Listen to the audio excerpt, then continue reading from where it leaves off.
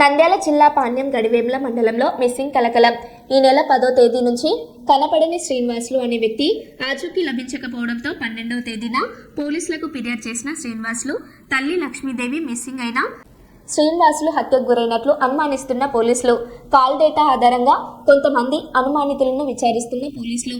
భోగేశ్వరం గుడిలో వాచ్మెన్ విధులు నిర్వహిస్తున్న శ్రీనివాసులు